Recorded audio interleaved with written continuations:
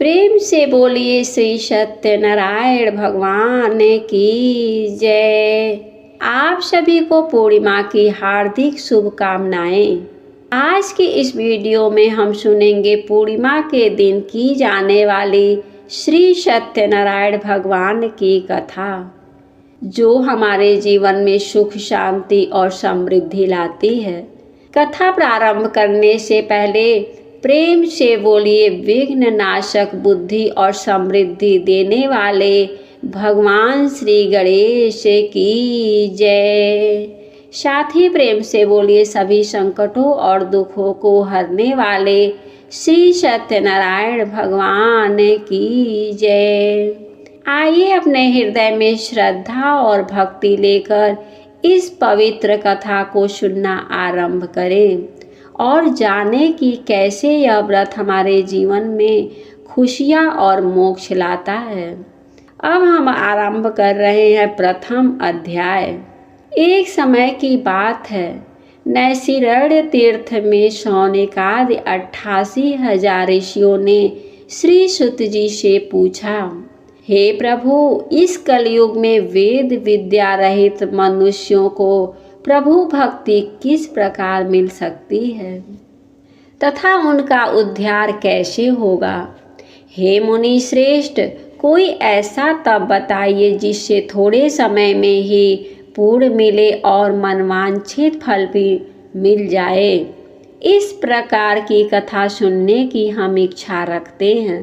सर्वशास्त्रों के ज्ञाता सुत जी बोले, हे वैष्णव में पूज्य, आप सभी ने प्राणियों के हित की बात पूछी है, इसलिए मैं एक ऐसे श्रेष्ठ व्रत को आप लोगों को बताऊंगा जिसे नारद जी ने लक्ष्मी नारायण जी से पूछा था और लक्ष्मीपति ने मुनि श्रेष्ठ नारद जी से कहा था। आप सब इसे ध्यान से सुनिए। एक समय की बात है, योगी राज नारद जी दूसरे के हित की इच्छा के लिए अनेकों लोकों में घूमते हुए मृत्यु लोक में आ पहुँचे। यहाँ उन्होंने अनेक योनियों में जन्मे प्रायः सभी मनुष्यों को अपने कर्मों द्वारा अनेकों दुखों से पीड़ित देखा। उनका दुख देख नारद जी सोचने लगे कि कैसा यत्न किया जाए जिसके करने से निश्चित रूप से मानव के दुखों का अंत हो जाए। इसी विचार पर मनन करते हुए वह विष्णु लोक में गए। वहाँ वह देवों के इस भगवान श्री नारायण की स्तुति करने लगे, जिनके हाथों में शंख, चक्र, गदा और पद्म थे, गले में वरमाला पहने हुए थे। स्तुति करते हुए नारद जी बोले, हे भगवान, आप अत्यंत शक्ति से संपन्न हैं। मन तथा वाणी भी आपको नहीं पा सकती है। आपका आदि मध्य तथा अंत नहीं है। निर्गुण स्वरूप सृष्टि के कारण भक्तों के दुख को दूर करने वाले आपको मेरा नमस्कार है। नारद जी की ऐसी स्तुति सुन विष्णु भगवान बोले, हे मुनि श्रेष्ठ, आपके मन में क्या बात है? आप किस काम के लिए पधारे हैं, उसे निसंकोच कहिए। इस पर नारद जी बोले कि मृत्यु लोक में अनेक योनियों में जन्मे मनुष्य अपने कर्मों के द्वारा अनेकों दुख से दुखी हो रहे हैं। हे नाथ, आप मुझ पर दया रखते हैं तो बताइए कि वो मनुष्य थोड़े प्रयास से ही अपने दुखों से कैसे छुटकारा पा सकते हैं। श्री हरि बोले, हे नारद, मनुष्यों की भलाई के लिए तुमने बहुत अच्छी बात पूछी है। जिसके करने से मनुष्य मोह से छूट जाता है, वह बात मैं कहता हूँ, उसे सुनो। स्वर्गलोक व मृत्युलोक दोनों में एक दुर्लभ उत्तम व्रत है जो पूर्ण देने वाला है। आज प्रेम वश होकर मैं उसे तुमसे कहता हूँ। श्री सत्यनारायण भगवान का यह व्रत अच्छी तरह विधान पूर्वक करके मनुष्य तुरंत ही यहाँ सुख भोग कर मरने पर मोक्ष पाता है। श्री हरि के वचन सुन नारद जी बोले कि उस व्रत का फल क्या है और उसका विधान क्या है। यह व्रत किसने किया था? इस व्रत को किस दिन करना चाहिए, सभी कुछ विस्तार से बताइए। नारद की बात सुनकर श्री हरि बोले, दुख व शोक को दूर करने वाला यह व्रत सभी स्थानों पर विजय दिलाने वाला है। मानव को भक्ति व श्रद्धा के साथ शाम को श्री सत्यनारायण की पूजा धर्म परायण होकर ब्राह्मणों व बंधुओं के साथ करनी चाहिए। भक्ति भाव से ही नैवेद्य, केले का फल, घी, दूध और गेहूं का आटा सवाया ले गेहूं के स्थान पर साठी के आटा का शक्कर तथा गुड़ लेकर वह सभी भक्षण योग्य पदार्थों को मिलाकर भगवान का भोग लगाएं। ब्राह्मणों सहित बंधु बांधवों को भी भोजन कराएं, उसके बाद स्वयं भोजन करें। भजन कीर्तन के साथ भगवान की भक्ति में लीन हो जाएं। इस तरह से सत्यनारायण भगवान का यह व्रत करने पर मनुष्य की सारी इच्छाएं निश्चित रूप से पूरी होगी। इस कलिकाल अर्थात कलयुग में मृत्यु लोक में मोक्ष का यही एक सरल उपाय बताया गया है। इति श्री सत्यनारायण व्रत कथा का प्रथम अध्याय संपूर्ण हुआ। बोलिए श्री सत्यनारायण भगवान की जय। अब हम आरंभ करते हैं द्वितीय अध्याय। शुद्ध जी बोले, हे ऋषियों, जिसने पहले समय में इस व्रत को किया था उसका इतिहास कहता हूँ, ध्यान से सुनो। सुंदर काशीपुर नगरी में एक अत्यंत निर्धन ब्राह्मण रहता था। भूख प्यास से परेशान वह धरती पर घूमता रहता था। ब्राह्मणों से प्रेम से करने वाले भगवान ने एक दिन ब्राह्मण का वेश धारण कर उसके पास जाकर पूछा, हे विप्र, नित्य दुखी होकर तुम पृथ्वी पर क्यों घूमते हो? दीन ब्राह्मण बोला, मैं निर्धन ब्राह्मण हूँ, भिक्षा के लिए धरती पर घूमता हूँ। हे भगवान, यदि आप इसका कोई उपाय जानते हो तो बताइए। वृद्ध ब्राह्मण कहता है कि सत्यनारायण भगवान मनोवांछित फल देने वाले हैं, इसलिए तुम उनका पूजन करो। इसे करने से मनुष्य सभी दुखों से मुक्त हो जाता है। वृद्ध ब्राह्मण बनकर आए सत्यनारायण भगवान उस निर्धन ब्राह्मण को व्रत का सारा विधान बताकर अंतर ध्यान हो गए। ब्राह्मण मन ही मन सोचने लगा कि जिस व्रत को वृद्ध ब्राह्मण करने को कह गया है, मैं उसे जरूर करूँगा। यह निश्चय करने के बाद उसे रात में नींद नहीं आई। वह सवेरे उठकर सत्यनारायण भगवान के व्रत का निश्चय कर भिक्षा के लिए चल गया। उस दिन निर्धन ब्राह्मण को भिक्षा में बहुत धन मिला, जिससे उसने बंधु बांधवों के साथ मिलकर श्री सत्यनारायण भगवान का व्रत संपन्न किया। भगवान सत्यनारायण का व्रत संपन्न करने के बाद वह निर्धन ब्राह्मण सभी दुखों से छूट गया और अनेक प्रकार की संपत्तियों से युक्त हो गया। उसी समय से यह ब्राह्मण हर माह इस व्रत को करने लगा। इस तरह से सत्यनारायण भगवान के व्रत को जो मनुष्य करेगा वह सभी प्रकार के पापों से छुटकर मोक्ष को प्राप्त होगा। जो मनुष्य इस व्रत को करेगा वह भी सभी दुखों से मुक्त हो जाएगा। सुत जी बोले कि इस तरह से नारद जी से नारायण जी का कहा हुआ श्री सत्यनारायण व्रत को मैंने तुमसे कहा। हे विप्रो, अब और क्या कहूँ?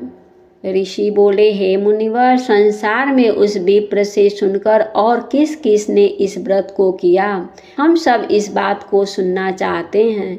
इसके लिए हमारे मन में श्रद्धा का भाव है। सुत जी बोले, हे मुनियों, जिस जिसने इस व्रत को किया है वह सब सुनो। एक समय वही विप्र धन व ऐश्वर्य के अनुसार अपने बंधु बांधवों के साथ इस व्रत को करने को तैयार हुआ। उसी समय एक लकड़ी बेचने वाला बूढ़ा आदमी आया और लकड़ियां बाहर रखकर अंदर ब्राह्मण के घर में गया। प्यास से दुखी व लकड़हारा उनको व्रत करते देख विप्र को नमस्कार कर पूछने लगा कि आप यह क्या कर रहे हैं तथा इसे करने से क्या फल मिलेगा, कृपया मुझे भी बताएं। ब्राह्मण ने कहा कि सब मनोकामनाओं को पूरा करने वाला यह सत्यनारायण भगवान का व्रत है। इनकी कृपा से ही मेरे घर में धन धान्य आदि की वृद्धि हुई है। विप्र से सत्यनारायण व्रत के बारे में जानकर लकड़हारा बहुत प्रसन्न हुआ। चरणामृत लेकर वह प्रसाद खाने के बाद वह अपने घर गया। लकड़हारे ने अपने मन में संकल्प किया कि आज लकड़ी बेचने से जो धन मिलेगा उसी से श्री सत्यनारायण भगवान का उत्तम व्रत करूंगा। मन में इस विचार को ले बूढ़ा आदमी लकड़ियां रख उस नगर में बेचने गया जहां धनी लोग ज्यादा रहते थे। उस नगर में उसे अपनी लकड़ियां का दाम पहले से 4 गुना अधिक मिलता है। बूढ़ा प्रसन्नता के साथ दाम लेकर केले, शक्कर, घी, दूध, दही और गेहूं का आटा ले और सत्यनारायण भगवान के व्रत की अन्य सामग्रियां लेकर अपने घर गया। वहां उसने अपने बंधु बांधवों को बुलाकर विधि विधान से सत्यनारायण भगवान का पूजन किया और व्रत किया। इस व्रत के प्रभाव से वह बूढ़ा लकड़हारा धन, पुत्र आदि से युक्त होकर संसार के समस्त दुखों को भोग अंतकाल में बैकुंठ धाम चला गया। इति श्री सत्यनारायण व्रत कथा 2 अध्याय संपूर्ण हुआ।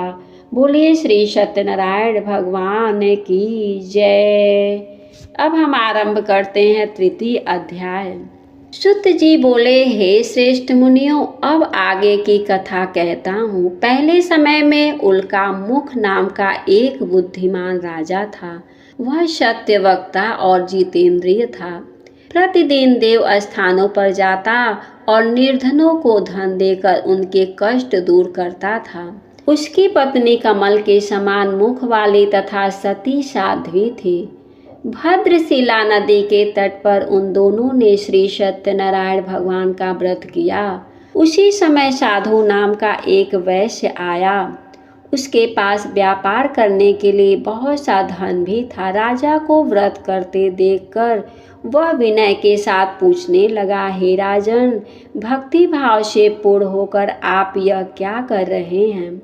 मैं सुनने की इच्छा रखता हूँ, तो आप मुझे बताएं। राजा बोला, हे साधु, अपने बंधु बांधवों के साथ पुत्रादि की प्राप्ति के लिए एक महाशक्तिमान श्री सत्यनारायण भगवान का व्रत व पूजन कर रहा हूँ।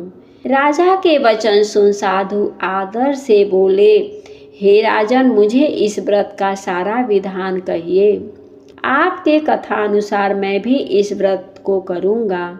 मेरी भी संतान नहीं है और इस व्रत को करने से निश्चित रूप से मुझे संतान की प्राप्ति होगी। राजा से व्रत का सारा विधान सुन व्यापार से निवृत्त हो वह अपने घर गया। साधु वैश्य ने अपनी पत्नी को संतान देने वाले इस व्रत का वर्णन कर सुनाया और कहा कि जब मेरी संतान होगी तब मैं इस व्रत को करूँगा।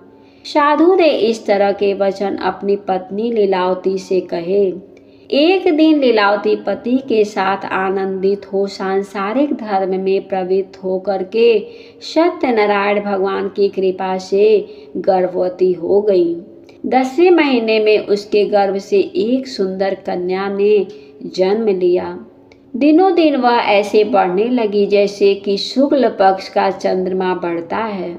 माता पिता ने अपनी कन्या का नाम कलावती रखा। एक दिन लीलावती ने मीठे शब्दों में अपने पति को याद दिलाया कि आपने सत्यनारायण भगवान के जिस व्रत को करने का संकल्प किया था उसे करने का समय आ गया है। आप इस व्रत को करिए। साधु बोला कि हे प्रिय, इस व्रत को मैं उसके विवाह पर करूँगा। इस प्रकार अपनी पत्नी को आश्वासन देकर वह नगर को चला गया। कलावती पिता के घर में रह दिनों दिन बढ़ती चली गई। साधु ने एक बार नगर में अपनी कन्या को सखियों के साथ देखा तो तुरंत ही दूत को बुलाया और कहा कि मेरी कन्या के योग्य वर देख कर आओ। साधु की बात सुनकर दूत कंचन नगर में पहुंचा और वहां देखभाल कर लड़की के सुयोग्य वाणिक पुत्र को ले आया। सुयोग्य लड़के को देख साधु ने बंधु बांधवों को बुलाकर अपनी पुत्री का विवाह करा दिया। लेकिन दुर्भाग्य की बात ये कि साधु ने अभी भी श्री सत्यनारायण भगवान का व्रत नहीं किया। इस पर श्री भगवान क्रोधित हो गए और श्राप दिया कि साधु को अत्यधिक दुख मिले। अपने कार्य में कुशल साधु बनिया जमाई को लेकर समुद्र के पास स्थित होकर रत्नासारपुर नगर में गया। वहां जाकर दामाद ससुर दोनों मिलकर चंद्रकेतु राजा के नगर में व्यापार करने लगे। एक दिन भगवान सत्यनारायण की माया से एक चोर राजा का धन चुरा कर भाग रहा था। उसने राजा के सिपाही को अपनी पीछा करते देख चुराया हुआ धन वहां रख दिया, जहां साधु अपने जमाई के साथ ठहरा हुआ था।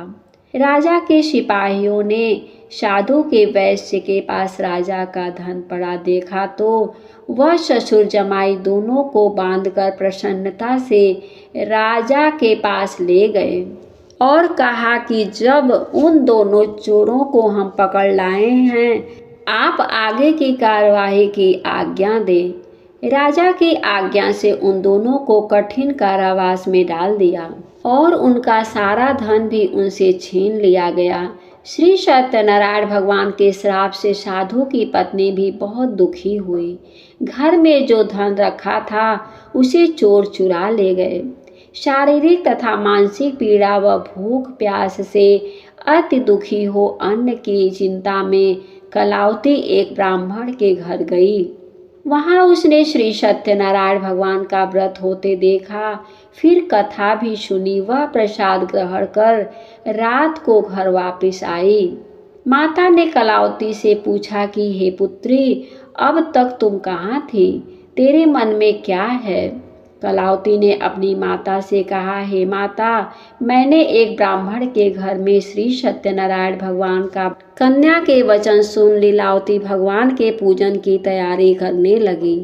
लीलावती ने परिवार व बंधुओं सहित सत्यनारायण भगवान का पूजन किया और उनसे वर मांगा कि मेरे पति तथा जमाई शीघ्र घर आ जाएं। साथ ही यह भी प्रार्थना की हम सब का अपराध क्षमा करें। श्री सत्यनारायण भगवान इस व्रत से संतुष्ट हो गए और राजा चंद्रकेतु को सपने में दर्शन देकर कहा, हे राजन, तुम उन दोनों वैश्यों को छोड़ दो और तुमने उनका जो धन लिया है उसे वापिस कर दो। अगर तुमने ऐसा नहीं किया तो मैं तुम्हारा धन, राज्य व संतान सभी को नष्ट कर दूंगा। राजा को यह सब कहकर भगवान अंतर्ध्यान हो गए। प्रातःकाल सभा में राजा ने अपना सपना सुनाया। फिर बोले कि बड़े पुत्रों को कैद से मुक्त कर सभा में लाओ। दोनों ने आते ही राजा को प्रणाम किया। राजा मीठी वाणी में बोला, हे महानुभावों, भाग्यवश ऐसा कठिन दुख तुम्हें प्राप्त हुआ है, लेकिन अब तुम्हें कोई भय नहीं है। ऐसा कर राजा ने उन दोनों को नए वस्त्राभूषण भी पहनाए और जितना धन उनका लिया था उससे दुगना धन वापस कर दिया। दोनों वैश्य अपने घर को चल दिए। इत श्री सत्यनारायण व्रत कथा का तृतीय अध्याय संपूर्ण हुआ। बोलिए श्री सत्यनारायण भगवान की जय। अब हम आरंभ करते हैं चतुर्थ अध्याय। सुत जी बोले, वैश्य ने मंगलाचार कर अपनी यात्रा आरंभ की और अपने नगर की ओर चल दिए। उनके थोड़ी दूर जाने पर एक दंडी वेशधारी श्री सत्यनारायण ने उनसे पूछा, हे साधु, तेरी नाव में क्या है? अभिवाड़ी वणिक हंसता हुआ बोला, हे दंडी, आप क्यों पूछते हो? क्या धन लेने की इच्छा है? मेरी नाव में तो बेल व पत्ते भरे हुए हैं। वैश्य के कठोर वचन सुन भगवान बोले, तुम्हारा वचन सत्य हो। दंडी ऐसे वचन कह वहां से दूर चले गए। कुछ दूर जाकर समुद्र के किनारे बैठ गए। दंडी के जाने के बाद साधु वैश्य ने नित्य क्रिया के पश्चात नाव को ऊंची उठते हुए देखकर अचंभा माना और नाव में बेल पत्ते आदि देख वह मूर्छित हो जमीन पर गिर पड़ा। मूर्छा खुलने पर वह अत्यंत शोक में डूब गया। तब उसका दामाद बोला कि आप शोक ना मनाएं, यह दंडी का श्राप है, इसलिए हमें उनकी शरण में जाना चाहिए, तभी हमारी मनोकामना पूरी होगी। दामाद की बात सुनकर वह दंडी के पास पहुंचा और अत्यंत भक्ति भाव से नमस्कार करके बोला, मैंने आपसे जो जो असत्य वचन कहे थे उनके लिए मुझे क्षमा दें। ऐसा कहकर महान शोकातुर हो रोने लगा। तब दंडी भगवान बोले कि हे वणिक पुत्र, मेरी आज्ञा से बार बार तुम्हें दुख प्राप्त हुआ है, तू मेरी पूजा से विमुख हुआ है। साधु बोला, हे भगवान, आपकी माया से ब्रह्मा आदि देवता भी आपके रूप को नहीं जानते, तब मैं अज्ञानी कैसे जान सकता हूँ। आप प्रसन्न होइए, अब मैं सामर्थ्य के अनुसार आपकी पूजा करूँगा। मेरी रक्षा करो और पहले के समान नौका में धन भर दे। साधु वैश्य के भक्ति पूर्वक वचन सुनकर भगवान प्रसन्न हो गए और उसकी इच्छानुसार वरदान देकर अंतर्ध्यान हो गए। ससुर जमाई जब नाव पर आए तो नाव धन से भरी हुई थी। फिर वही अपने अन्य साथियों के साथ सत्यनारायण भगवान का पूजन कर अपने नगर को चल दिए। जब नगर के नजदीक पहुँचे तो दूत को घर पर खबर करने के लिए भेज दिया। दूत साधु की पत्नी को प्रणाम कर कहता है, मालिक अपने दामाद सहित नगर के निकट आ गए हैं। दूत की बात सुन साधु की पत्नी नीलावती ने बड़े हर्ष के साथ सत्यनारायण भगवान का पूजन कर अपनी पुत्री कलावती से कहा कि मैं अपने पति के दर्शन को जाती हूँ, तू कार्य पूर्ण कर शीघ्र आ जा। माता के ऐसे वचन सुन कलावती जल्दी में प्रसाद छोड़ अपने पति के पास चली गई। प्रसाद की अवज्ञा के कारण श्री सत्यनारायण भगवान रुष्ट हो गए और नाव सहित उसके पति को पानी में डुबो दिया। कलावती अपने पति को वहां न पाकर रोती हुई जमीन पर गिर गई। नौका को डूबा हुआ देख वह कन्या को रोता देख साधु दुखी होकर बोला कि हे प्रभु, मुझसे तथा मेरे परिवार से जो भूल चूक हुई हो उसे क्षमा करें। साधु के दिन वचन सुनकर श्री सत्यनारायण भगवान प्रसन्न हो गए और आकाशवाणी हुई कि हे साधु, तेरी कन्या मेरे प्रसाद को छोड़कर आई है, इसलिए उसका पति अदृश्य हो गया है। यदि वह घर जाकर प्रसाद खाकर लौटती है तो इसे इसका पति अवश्य मिलेगा। ऐसी आकाशवाणी सुन कलावती घर पहुंचकर प्रसाद ग्रहण करती है और फिर आकर अपने पति के दर्शन करती है। उसके बाद साधु अपने बंधु बांधवों से श्री सत्यनारायण भगवान का विधि विधान से पूजन करता है तथा इस लोक में सुख भोग व अंत में स्वर्ग को जाता है। इति श्री सत्यनारायण व्रत कथा का चतुर्थ अध्याय संपूर्ण हुआ। बोलिए श्री सत्यनारायण भगवान की जय। अब मैं पंचम अध्याय का कथा शुरू करने जा रही हूँ। सूत जी बोले, हे ऋषियों, मैं और भी एक कथा सुनाता हूँ, उसे भी ध्यान पूर्वक सुनो। प्रजापालन में लिंग तुंग ध्वज नाम का एक राजा था। उसने भी भगवान का प्रसाद त्याग कर बहुत ही दुख पाया। एक बार वन में जाकर वन्य पशुओं को मारकर वह वड़ के पेड़ के नीचे आया। वहां उसने ग्वालों को भक्ति भाव से अपने बंधुओं सहित सत्यनारायण भगवान का पूजन करते देखा। अभिमान वश राजा ने उन्हें देखकर भी पूजा स्थान में नहीं गया और ना ही उसने भगवान को नमस्कार किया।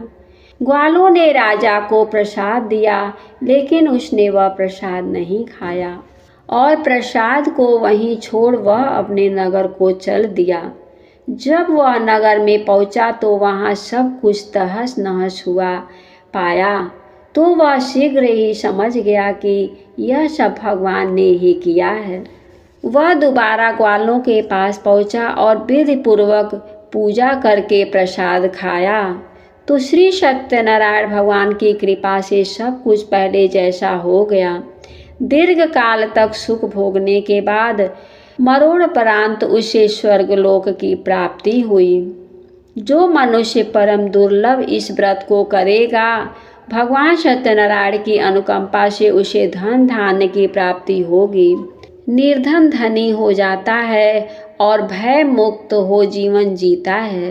संतानहीन मनुष्य को संतान सुख मिलता है और सारे मनोरथ पूर्ण होने पर मानव अंत काल में वैकुंठ धाम हो जाता है।